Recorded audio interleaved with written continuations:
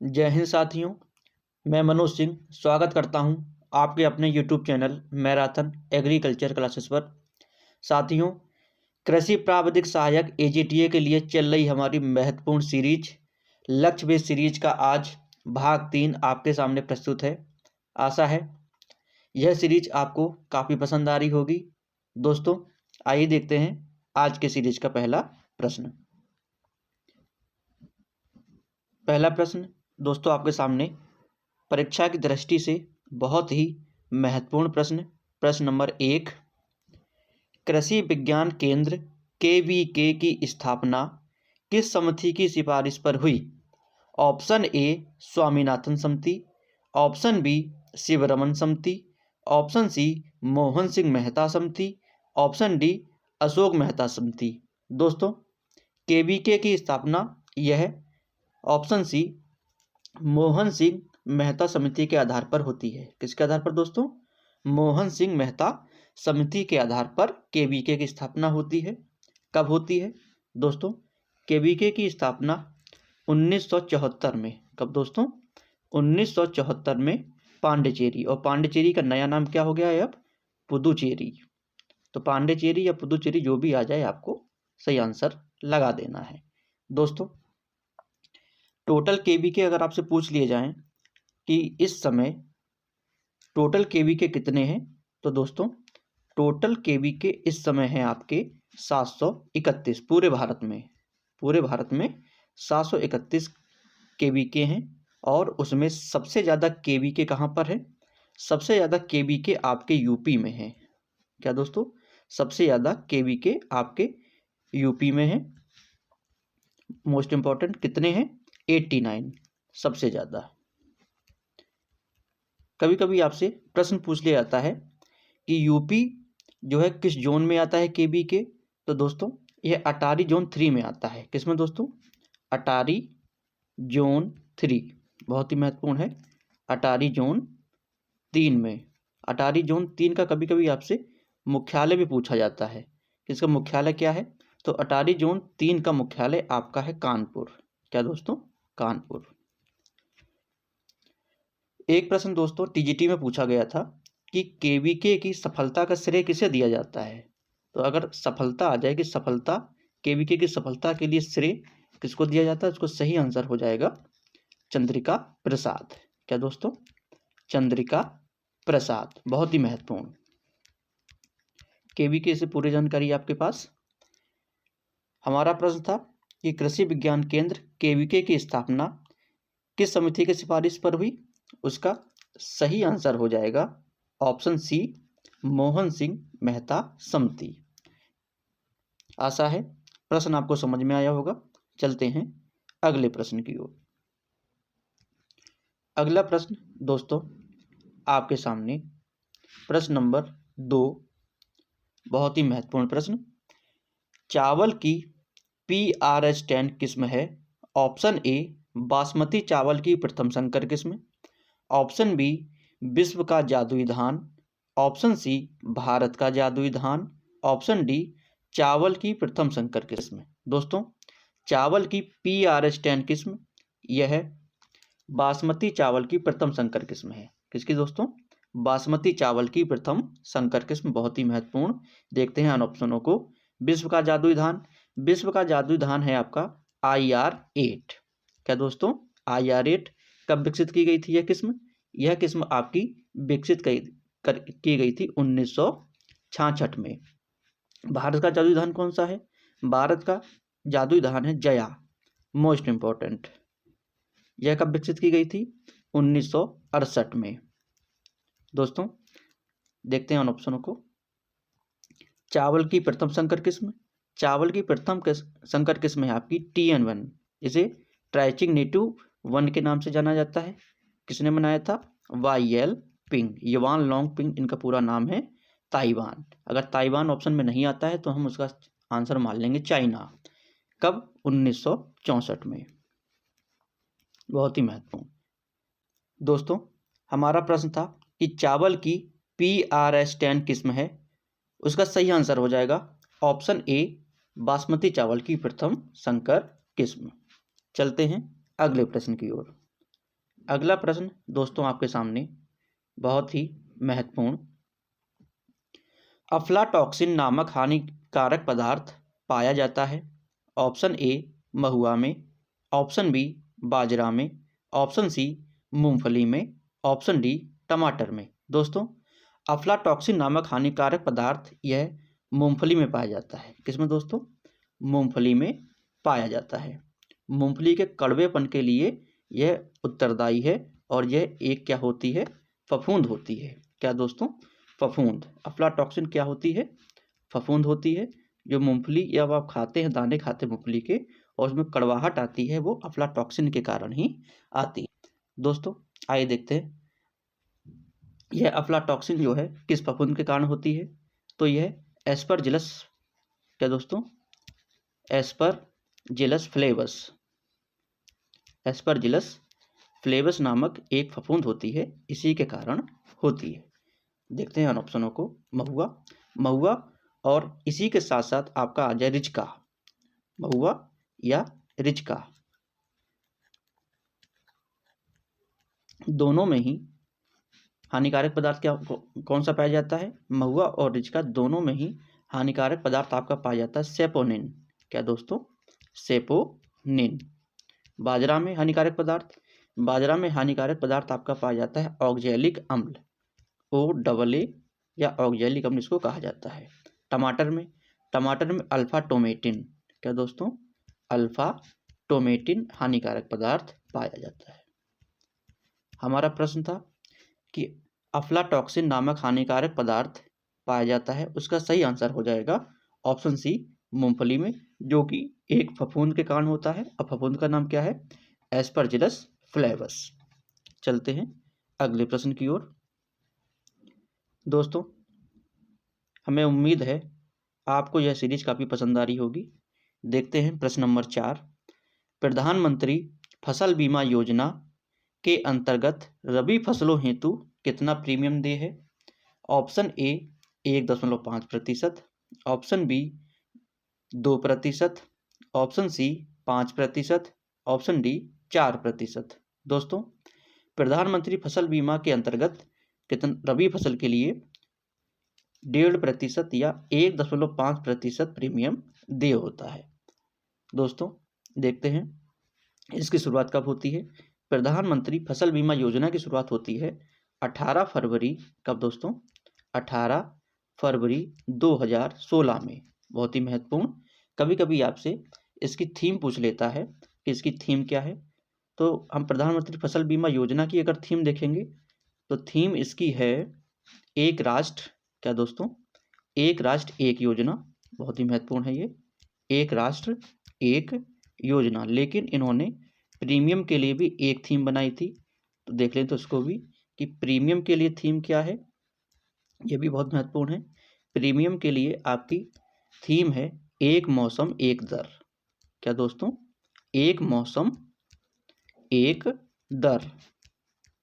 दोनों के दोनों बहुत महत्वपूर्ण है। दोस्तों देखते हैं ऑप्शनों को। 2%, 2% प्रीमियम आपका खरीफ के लिए है। किसके लिए दोस्तों? खरीफ की फसलों के लिए आपको 2% देना है। और 5% ये किसके लिए है? बागवानी फसलों के लिए। जितनी भी बागवानी फसलें हैं उनके लिए 5% का प्रीमियम दे है। हमारा प्रश्न था प्रधानमंत्री फसल बीमा योजना के अंतर्गत रबी फसलों हेतु कितना प्रीमियम है? उसका सही आंसर हो जाएगा 1.5% या 1.5%। आशा है प्रश्न आपको समझ में आया होगा। चलते हैं अगले प्रश्न की ओर। अगला प्रश्न दोस्तों आपके सामने बहुत ही महत्वपूर्ण प्रश्न, राष्ट्रीय शर्करा संस्थान नेशनल शुगर इंस्टीट्यूट स्थित है। ऑप्शन ए लखनऊ में, ऑप्शन बी कानपुर में, ऑप्शन सी कोयम्बटूर में, ऑप्शन डी हैदराबाद में। दोस्तों राष्ट्रीय शर्करा संस्थान यह कानपुर में स्थित है। कहाँ दोस्तों? ऑप्शन बी कानपुर में स्थित है। लखनऊ में क्या है?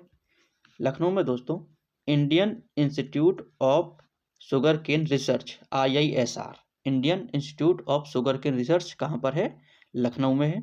कोयम्बटूर में, कोयम्बटूर में दोस्तों शुगर केन ब्रीडिंग इंस्टीट्यूट, क्या दोस्तों? Sugar cane breeding institute SBI, ये कहाँ पर है? कोयम्बटूर में है। देखते हैं हैदराबाद में। हैदराबाद में आपके बहुत सारे इंस्टीट्यूट हैं जो कि बहुत ही महत्वपूर्ण है और भिन्न भिन्न एग्जाम में पूछे भी जा चुके हैं। जैसे आपका इक्रीसेट एकमात्र इंटरनेशनल संस्थान जो इंडिया में है और हैदराबाद में स्थित है। इसी के साथ साथ आपका क्राइडा मोस्ट इम्पोर्टेंट, नार्म, और दोस्तों NIRD national institute of rural development, बहुत इंपॉर्टेंट है। हमारा प्रश्न था दोस्तों कि राष्ट्रीय शर्करा संस्थान नेशनल शुगर इंस्टीट्यूट स्थित है, उसका सही आंसर क्या हो जाएगा? ऑप्शन बी कानपुर में। और लखनऊ में क्या है? Indian Institute of Sugar Cane Research. चलते हैं अगले प्रश्न की ओर। अगला प्रश्न दोस्तों प्रश्न नंबर 6 आपके सामने प्रस्तुत है। खेती करने वाली मृदा या अरेबल सॉइल में प्रधान संस्तर या मास्टर हॉरिजॉन की संख्या कितनी है? Option A 5, option B 4, option C 3, option D 2। दोस्तों खेती करने वाली या अरेबल सॉइल में मास्टर संस्तर आपके पाए जाते हैं 4। कितने दोस्तों? 4 मास्टर संस्तर पाए जाते हैं। टोटल मास्टर संस्तर आपसे पूछ ले कि टोटल मास्टर हॉरिजॉन कितने हैं, तो टोटल आपके हैं 5। कितने दोस्तों? टोटल आपके कितने हैं? 5। टोटल आपके 5 हैं। कौन कौन से हैं? आपके हैं O, A, E, इसी के साथ B और C। टोटल 5 संस्तर पाए जाते हैं। ऐसा कौन सा संस्तर है जो खेती करने वाली मृदा में नहीं पाया जाता है? तो दोस्तों O संस्तर। इसी को O को क्या कहा जाता है? ऑर्गेनिक। यही संस्तर जो है खेती करने वाली मृदाओं में नहीं पाया जाता। कौन सा? O संस्तर। तो ये पाया कहाँ जाता है दोस्तों? O संस्तर या O हॉरिजॉन यह जंगल की मृदा में पाया जाता है। कहाँ दोस्तों? जंगल की मृदा में, क्योंकि जंगल की मृदा को ही हम, अन्य नाम क्या है उसका? इसी को कहा जाता है आक्रसित मृदा। क्या दोस्तों? आक्रसित। ऐसी मृदा जिसको अभी तक जोता ना गया हो, आक्रसित मृदा, जहाँ पर खेती ना की गई हो। इसी को ही इंग्लिश में हम वर्जिन सॉइल के नाम से भी जानते हैं, वर्जिन सॉइल। हमारा प्रश्न था दोस्तों कि खेती करने वाली मृदा या अरेबल सॉइल में प्रधान संस्तर की संख्या कितनी है? उसका सही आंसर हो जाएगा बी 4। और आपसे अगर पूछ लें कि टोटल हॉरिजॉन मास्टर हॉरिजॉन कितने हैं, तो टोटल हैं 5। कौन कौन से? O, A, E, B और C। चलते हैं अगले प्रश्न की ओर। आशा है प्रश्न आपको समझ में आया होगा। दोस्तों प्रश्न नंबर 7 आपके सामने प्रस्तुत है। A + B + C संस्तर को क्या कहते हैं? Option A regolith, option B solum, option C कार्बनिक संस्तर, ऑप्शन डी खनिज संस्तर। दोस्तों A + B + C संस्तर को रिगोलिथ के नाम से जाना जाता है। किसको दोस्तों? रिगोलिथ के नाम से जाना जाता है। कभी कभी आपसे प्रश्न पूछा जाता है कि चट्टानों के ऊपर जमा असंगठित पैतृक पदार्थ क्या कहलाता है? तो वह रिगोलिथ कहलाता है। देखते हैं अन ऑप्शनों को। सोलम कौन सा संस्तर है आपका? B + C संस्तर। B + C संस्तर को दोनों को आपस में मिला दिया जाए तो वह सोलम कहलाता है। और इसी को हम ट्रू सॉइल के नाम से जानते हैं। इसी संस्तर को B + C संस्तर को, सोलम को हम ट्रू सॉइल के नाम से भी जानते हैं। कार्बनिक संस्तर अभी हम पढ़ के आ रहे हैं, कौन सा है? O संस्तर आपका कार्बनिक है। और खनिज संस्तर आपका कौन सा है? A। हमारा प्रश्न था दोस्तों A + B + C संस्तर को क्या कहते हैं? उसका सही आंसर है A रिगोलिथ। और आपका सोलम क्या है? B + C। इसे ट्रू सॉइल के नाम से जानते हैं। चलते हैं अगले प्रश्न की ओर। अगला प्रश्न दोस्तों आपके सामने प्रश्न नंबर 8, परीक्षा की दृष्टि से बहुत ही महत्वपूर्ण प्रश्न। क्ले मृदा या क्ले सॉइल के कणों का आकार कितना होता है? ऑप्शन ए 2.0 से 0.2 mm, ऑप्शन बी 0.2 से 0.02 mm, ऑप्शन सी 0.02 से 0.002 mm, या ऑप्शन डी 0.002 mm से कम। मित्रों, यह प्रश्न भिन्न भिन्न एग्जामों में कई बार पूछा जा चुका है। इसका सही आंसर क्या हो जाएगा? इसका सही आंसर हो जाएगा option D less than 0.002 millimetre से कम। दोस्तों, देखते हैं अन ऑप्शनों को। 2.0 से 0.2 mm यह किसका है? यह आपका मोटी बालू का है, कोर्स सैंड, मोटी बालू, मोस्ट इंपॉर्टेंट। इसी के साथ साथ आपका 0.2 से 0.02 mm यह किसका है? ये आपका महीन या पतली बालू का है। दोस्तों, देखते हैं अगला ऑप्शन। 0.02 से 0.002 मिलीमीटर यह किसका है? ये आपका है सिल्ट का। सिल्ट भी आपकी काफ़ी बार पूछी जा चुकी है।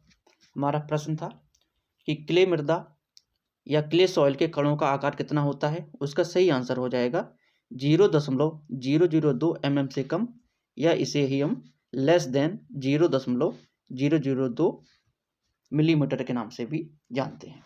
चलते हैं अगले प्रश्न की ओर। अगला प्रश्न दोस्तों आपके सामने, प्रश्न नंबर 9 आपके सामने प्रस्तुत है। तरबूज का लाल रंग किस कारण होता है? ऑप्शन ए एंथोसाइनिन के कारण, ऑप्शन बी लाइकोपीन के कारण, ऑप्शन सी बीटा कैरोटीन के कारण, ऑप्शन डी ए तथा बी दोनों। दोस्तों, तरबूज का लाल रंग यह एंथोसाइनिन के कारण भी होता है, इसी के साथ साथ लाइकोपीन के कारण भी होता है। अतः हमारा सही आंसर क्या हो जाएगा? इस प्रकार हमारा सही आंसर हो जाएगा ऑप्शन डी ए तथा बी दोनों। मित्रों, देखते हैं एंथोसाइन, सिर्फ अगर एंथोसाइनिन के कारण कौन कौन से लाल होते हैं, तो एंथोसाइनिन के कारण आपका प्याज का लाल रंग, क्या दोस्तों? प्याज का लाल रंग बहुत ही महत्वपूर्ण है। पीला रंग किसके कारण? क्वेरसिटीन के कारण लाल रंग। दोस्तों, अगर आपसे पूछ लिया जाए कि गाजर का लाल रंग, तो गाजर का भी लाल रंग आपका जो होता है एंथोसाइनिन के कारण होता है। अगर पूछ लिया जाए गाजर का काला रंग, बैंगनी रंग, ये सब भी इसने एंथोसाइनिन के कारण ही होता है। लाइकोपीन के कारण, दोस्तों बहुत ही महत्वपूर्ण है लाइकोपीन। लाइकोपीन के कारण टमाटर का लाल रंग, किसका दोस्तों? टमाटर का लाल रंग बहुत बार पूछा जा चुका है भिन्न भिन्न एग्जाम में। बीटा कैरोटीन, दोस्तों बीटा कैरोटीन के कारण जो गाजर नारंगी किस्म की पाई जाती है, तो गाजर का नारंगी रंग, इसी के साथ साथ आपका तो गाय के दूध का पीला रंग, किसका दोस्तों? गाय के दूध का पीला रंग जो होता है वो भी बीटा कैरोटीन के कारण ही पाया जाता है। दूध का पीला रंग बहुत ही महत्वपूर्ण। हमारा प्रश्न था दोस्तों, तरबूज का लाल रंग किस कारण होता है? उसका सही आंसर है एंथोसाइनिन व लाइकोपीन। इस प्रकार ऑप्शन डी ए तथा बी दोनों। चलते हैं अगले प्रश्न की ओर। अगला प्रश्न दोस्तों आपके सामने, निम्न में भारत का राष्ट्रीय अचार है।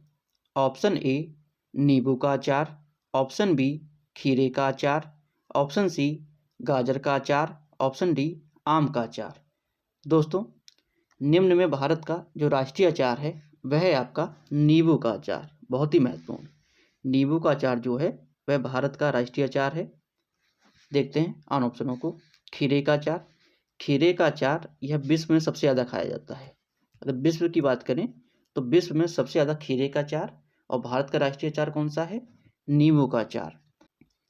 दोस्तों, प्रश्न नंबर 11 आपके सामने प्रस्तुत है। किस भैंस के दूध में वसा या फैट की सर्वाधिक मात्रा पाई जाती है? Option A Surti, option B Murrah, option C Bhadawari, option D Mehsana. दोस्तों, सबसे ज़्यादा फैट कंटेंट यह भदावरी में पाया जाता है। किसमें दोस्तों? भदावरी में पाया जाता है। कितना? 13%। कितना दोस्तों? 13%। यहीं पर आपसे प्रश्न पूछ लिया जाता है कि इसका रंग कैसा होता है, तो दोस्तों तांबे के जैसा रंग, तांबे के जैसा रंग किसका होता है? भदावरी का ही होता है। देखते हैं अन्य ऑप्शनों को। सुरती, सुरती में फैट आपका पाया जाता है 7.5 से 8.5। इसी के साथ साथ आपसे एक प्रश्न और पूछा जाता है कि हंसिया के जैसे सींग किसके पाए जाते हैं? कैसे दोस्तों?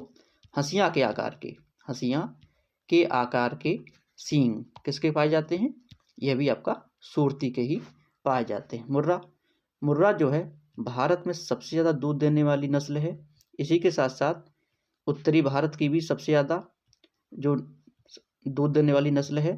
और एक बार प्रश्न आपका बना था कि विश्व में भैंस की सबसे ज़्यादा कौन सी नस्ल दूध देती है, तब भी उसका आंसर मुर्रा ही माना गया। तो हम कह सकते हैं कि विश्व, भारत तथा उत्तरी भारत में सबसे ज़्यादा दूध, क्या दोस्तों, सबसे ज़्यादा दूध कौन सी नस्ल देती है? मुर्रा। दोस्तों मेहसाना देखते हैं दोस्त, यह मुर्रा और सुरती का क्रॉस है। किसका दोस्तों? मुर्रा और सुरती का क्रॉस क्या है? मेहसाना है। इसमें फैट कितना पाया जाता है? इसमें फैट आपका पाया जाता है 7 से 8%। कितना दोस्तों? 7 से 8%। हमारा प्रश्न था कि किस भैंस के दूध में वसा या फैट की सर्वाधिक मात्रा पाई जाती है? उसका सही आंसर है सी, भदावरी में। कितना? 13%। आइए चलते हैं अगले प्रश्न की ओर। आशा है प्रश्न आपको समझ में आया होगा। दोस्तों प्रश्न नंबर 12 आपके सामने प्रस्तुत है। भारत में बकरियों की सबसे बड़ी नस्ल है। Option A Sirohi, option B Beetal, option C Barbari, option D Jamunapari. दोस्तों भारत में बकरियों की सबसे बड़ी नस्ल कौन सी आपकी? उसका सही आंसर है डी, जमुनापारी। कभी कभी आपसे प्रश्न पूछा जाता है कि इसका उत्पत्ति क्षेत्र क्या है, तो इसका उत्पत्ति क्षेत्र है यूपी, और यूपी में क्या? इटावा जिला। इटावा जिला बहुत ही महत्वपूर्ण। इसी के साथ साथ इसके कुछ उपनाम भी हैं जमुनापारी के। जमुनापारी को आप तोतामुखी, क्या दोस्तों? तोतामुखी, रोमन नाग इसका करेक्टर है। तोतामुखी और रोमन नाक, और पिछली जो टांगे हैं उस पर घने बाल भी पाए जाते हैं। देखते हैं उन ऑप्शनों को। सिरोही, दोस्तों जो सिरोही है इसकी पीठ पर हल्का झोल पाया जाता है। कैसा दोस्तों? पीठ पर हल्का झोल, बहुत ही महत्वपूर्ण, पूछा जा चुका है। बीटल, दोस्तों तो बीटल जो है यह जमुनापारी की जैसी ही दिखाई देती है, और पंजाब इसका क्या है? पंजाब इसका उत्पत्ति क्षेत्र है। और कैसी देखने में लगती है? जमुनापारी की जैसी, जमुनापारी जैसी ही देखने में लगती है। बर्बरी को हम सिटी गोट के नाम से जानते हैं, और पूर्वी अफ्रीका बर्बरा क्षेत्र इसका उत्पत्ति स्थान है, और सिटी गोट के नाम से सबसे ज़्यादा फेमस है। हिरनी जैसी दिखने वाली भी इसको कहा जाता है। कैसा दोस्तों? हिरनी जैसी दिखने वाली। हमारा प्रश्न था कि भारत में बकरियों की सबसे बड़ी नस्ल कौन सी है? उसका सही आंसर है ऑप्शन डी, जमुनापारी। आशा है प्रश्न आपको समझ में आया होगा। चलते हैं अगले प्रश्न की ओर। दोस्तों अगला प्रश्न आपके सामने, प्रश्न नंबर 13। किस पशु के दूध में इंसुलिन की मात्रा ज्यादा पाई जाती है? ऑप्शन ए बकरी, ऑप्शन बी ऊंट, ऑप्शन सी गाय, ऑप्शन डी भैंस। दोस्तों सबसे ज़्यादा इंसुलिन की मात्रा यह ऊंट में पाई जाती है। ऊंट के दूध में सबसे ज़्यादा इंसुलिन की मात्रा पाई जाती है। इस प्रकार अगर इंसुलिन की मात्रा इसके दूध में ज़्यादा है तो यह मधुमेह रोगियों के लिए अच्छा है। किसके लिए दोस्तों? मधुमेह, मतलब ये शुगर की बीमारी जिनके है उनके लिए अच्छा है। मधुमेह रोगियों के लिए ऊंट का दूध सबसे अच्छा माना जाता है। हमारा प्रश्न था कि किस पशु के दूध में इंसुलिन की मात्रा सबसे ज़्यादा है? उसका सही आंसर है ऑप्शन बी, ऊंट। आशा है आपको सारे प्रश्न समझ में आ रहे होंगे। मित्रों देखते हैं अगला प्रश्न। दोस्तों प्रश्न नंबर 14 आपके सामने प्रस्तुत है। दलदली भैंस के मांस को किस नाम से जाना जाता है? Option A beef, option B carabeef, option C बफन, ऑप्शन डी मटन। दोस्तों दलदली भैंस के मांस को हम कैरा बीफ के नाम से जानते हैं।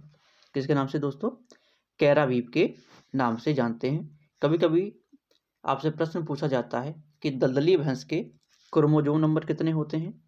कितने दोस्तों? क्रोमोजोम नंबर कितने होते हैं? इसके होते हैं 48, 48। देखते हैं अन ऑप्शनों को। बीफ, यह गाय के मांस को कहा जाता है। गाय के मांस को बीफ के नाम से जानते हैं। बफन, भैंस के मांस को, भैंस के मांस को बफन। मटन, यह भेड़ के मांस को मटन के नाम से जाना जाता है। और बकरी के मांस को चेवन के नाम से, बकरी के मांस को चेवन के नाम से जाना जाता है। दोस्तों, हमारा प्रश्न था कि दलदली भैंस के मांस को किस नाम से जानते हैं? उसका सही आंसर है बी, कैरा बीफ। चलते हैं अगले प्रश्न की ओर। अगला प्रश्न दोस्तों आपके सामने, आलू का कौन सा कीट खेत तथा भंडारण दोनों स्थान पर आक्रमण करता है? Option A aphid, option B white fly, option C potato tuber moth, option A white grub. दोस्तों, आलू का पोटैटो ट्यूबर मॉथ, क्या दोस्तों? पोटैटो ट्यूबर मॉथ यह खेत तथा भंडारण दोनों स्थान पर आक्रमण करता है। मोस्ट इंपोर्टेंट प्रश्न है, देखते हैं अन ऑप्शनों को। एफिड, एफिड जो है दोस्तों, यह सरसों का सबसे हानिकारक कीट है। किसका दोस्तों? सरसों का सबसे हानिकारक कीट है। व्हाइट फ्लाई, यह मोजेक वायरस के लिए उत्तरदायी है। किसके लिए दोस्तों? मोजेक वायरस के लिए। और भिंडी का जो है येलो वैन मोजेक वायरस उसका प्रसार करती है। भिंडी के लिए येलो वैन मोजेक वायरस का ये प्रसार करती है व्हाइट फ्लाई। व्हाइट ग्रब, यह मूंगफली का हानिकारक कीट है। किसका दोस्तों? मूंगफली का हानिकारक कीट है। हमारा प्रश्न था कि आलू का कौन सा कीट खेत तथा भंडारण दोनों स्थान पर आक्रमण करता है? उसका सही आंसर है सी, पोटैटो ट्यूबर मॉथ। चलते हैं अगले प्रश्न की ओर। दोस्तों, प्रश्न नंबर 16 आपके सामने प्रस्तुत है। हरित क्रांति शब्द के जनक, option A M S. Swaminathan, option B एनी Borlaug, option C William S Gaud, option D Peter D सिकरेंजी। दोस्तों, हरित क्रांति शब्द के जनक आपसे पूछे जा रहा है, बहुत ही महत्वपूर्ण है। इसका सही आंसर क्या हो जाएगा? सही आंसर है option C William S Gaud. जो हरित क्रांति शब्द दिया था वह विलियम एस गॉड ने दिया था। एम.एस. स्वामीनाथन, यह भारत में हरित क्रांति के जनक हैं। एनी बोरलॉग जी, यह विश्व में हरित क्रांति के जनक हैं। देखते हैं अगला ऑप्शन। पीटर डी सिकरेंजी, यह फादर ऑफ एग्रोनॉमी। क्या दोस्तों? फादर ऑफ एग्रोनॉमी, बहुत ही महत्वपूर्ण। एग्रोनॉमी या सस्य विज्ञान के पिता कौन है? पीटर डी सिकरेंजी। दोस्तों, हमारा प्रश्न था हरित क्रांति शब्द के जनक कौन है? उसका सही आंसर है option C William S Gaud. आशा है प्रश्न आपको समझ में आया होगा। चलते हैं अगले प्रश्न की ओर। दोस्तों, प्रश्न नंबर 17 आपके सामने प्रस्तुत है। ICAR के वर्तमान अध्यक्ष हैं। Option A Shri Narendra Singh Tomar, option B Shri Narendra Modi, option C Shri Himanshu Pathak, option D Shri Arjun Munda ji. दोस्तों, ICAR के वर्तमान अध्यक्ष इस समय श्री अर्जुन मुंडा जी हो गए हैं। कौन दोस्तों? श्री अर्जुन मुंडा जी। ICAR का अध्यक्ष कौन होता है? दोस्तों, यह भारत सरकार का कृषि मंत्री, क्या दोस्तों? भारत सरकार का कृषि मंत्री या यूनियन एग्रीकल्चर मिनिस्टर जो होता है वह ICAR का अध्यक्ष होता है। और इस समय ICAR के वर्तमान अध्यक्ष या हम कह सकते हैं कि कृषि मंत्री कौन हो गए हैं? श्री अर्जुन मुंडा जी। इससे पहले कौन थे?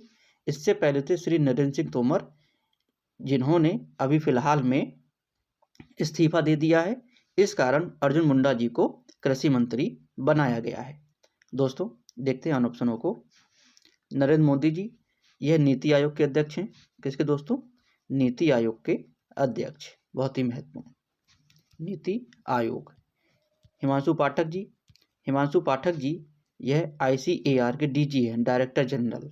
ICAR के डायरेक्टर जनरल या DG हैं। हमारा प्रश्न था ICAR के वर्तमान अध्यक्ष कौन है? उसका सही आंसर है ऑप्शन डी अर्जुन मुंडा, जो कि इस समय भारत सरकार के कृषि मंत्री हैं। चलते हैं अगले प्रश्न की ओर। आशा है प्रश्न आपको समझ में आया होगा। दोस्तों प्रश्न नंबर 18 आपके सामने प्रस्तुत है। न्यू लीफ किस फसल की आनुवंशिक रूपांतरित फसल है? ऑप्शन ए सरसों की, ऑप्शन बी आलू की, ऑप्शन सी कपास की, ऑप्शन डी तंबाकू की। दोस्तों न्यू लीफ यह आलू की आनुवंशिक रूपांतरित किस्म है। किसकी दोस्तों? आलू की आनुवंशिक रूपांतरित फसल है। देखते हैं अन ऑप्शनों को। सरसों की बहुत ही महत्वपूर्ण किस्म आपकी वरुणा, इसी के साथ साथ आपकी क्रांति, दोनों के दोनों मोस्ट इंपॉर्टेंट है। और दुर्गामणि वैरायटी जो है यह ओरोवैंकी के लिए रेसिस्टेंट है। कपास की देखते हैं। कपास की आपकी सुजाता मोस्ट इंपॉर्टेंट, इसी के साथ साथ आपकी सुविन, दोनों ही बहुत बार पूछी जा चुकी हैं। सुजाता और सुविन, भाग्यलक्ष्मी भी है। और आपकी एक और पूछी जाती है बीकानेरी नरमा, मोस्ट इंपॉर्टेंट, बीकानेरी नरमा के नाम से पूछी जाती है, जो कि भिन्न भिन्न एग्जाम में आई हुई है। दोस्तों तंबाकू की देखते हैं। तंबाकू की आपका मोतिहारी, कलकतिया, दोनों के दोनों बहुत महत्वपूर्ण है। कौन कौन सी दोस्तों? मोतिहारी और कलकतिया। दोस्तों हमारा प्रश्न था न्यू लीफ किस फसल की आनुवंशिक रूपांतरित फसल है? उसका सही आंसर है ऑप्शन बी आलू की। चलते हैं अगले प्रश्न की ओर। दोस्तों प्रश्न नंबर 19 आपके सामने प्रस्तुत है। बहुत ही महत्वपूर्ण प्रश्न। टोंगिया किस भाषा का शब्द है? Option A French, option B Sanskrit, option C Greek, option D Burma. दोस्तों टोंगिया जो है यह बर्मा या बर्मीज भाषा का शब्द है। किसका दोस्तों? बर्मा या बर्मीज भाषा का शब्द है। देखते हैं अन ऑप्शनों को। फ्रेंच आपका पीएच जो है फ्रेंच भाषा का शब्द है। इसी के साथ साथ आपका पल्स, यह भी फ्रेंच भाषा का शब्द है। और आपका एक बहुत ही महत्वपूर्ण है ट्रक गार्डनिंग। क्या दोस्तों? Truck gardening. संस्कृत का आपका शुगर केन या शर्करा, या फिर आपका है लैग कल्चर, यह भी आपका संस्कृत भाषा का है। और कॉटन, क्या दोस्तों? कॉटन, यह आपका कैसा है? संस्कृत भाषा का है। ग्रीक दोस्तों जिन शब्द के अंत में नॉमिलॉजी लगते हैं वो सब ग्रीक हैं, जैसे आपका एग्रोनॉमी, क्या दोस्तों? एग्रोनॉमी, पैथोलॉजी, यह सभी के सभी ग्रीक भाषा के शब्द हैं। अगर नॉमिलॉजी ना लगा हो तो आपका एक और शब्द है क्लाइमेट, यह भी आपका कैसा है? ग्रीक भाषा का शब्द है। दोस्तों हमारा प्रश्न था कि टोंगिया किस भाषा का शब्द है? उसका सही आंसर है ऑप्शन डी बर्मा या बर्मीज। आशा है प्रश्न आपको समझ में आया होगा। दोस्तों इस भाग का अंतिम प्रश्न आपके सामने, प्रश्न नंबर 20 आपके सामने प्रस्तुत है। निम्न में एक लिंगाश्रयी या डायसियस कद्दू वर्ग की सब्जी है। ऑप्शन ए लौकी, ऑप्शन बी कद्दू, ऑप्शन सी परवल, ऑप्शन डी तम्बाकू। दोस्तों एक लिंगाश्रयी या डायसियस कद्दू वर्ग की सब्जी आपकी है परवल। कौन सी है दोस्तों? परवल। बाकी लौकी, कद्दू, तरबूज यह सब मोनोसियस या द्विलिंगाश्रयी हैं। दोस्तों इस प्रश्न का सही आंसर क्या हो जाएगा? इस प्रश्न का सही आंसर हो जाएगा ऑप्शन सी परवल। मित्रों अगर आपने दोस्तों आपसे रिक्वेस्ट है कि आपने अभी तक हमारा चैनल अगर सब्सक्राइब नहीं किया है तो आप हमारे चैनल को प्लीज़ सब्सक्राइब कर लीजिए। हमारी वीडियो को ज़्यादा से ज़्यादा अन्य ग्रुप में शेयर करिए, लाइक करिए तथा कमेंट करिए। मित्रों अब आपसे मुलाकात होगी इस सीरीज के अगले भाग में। तब तक के लिए जय जवान जय किसान।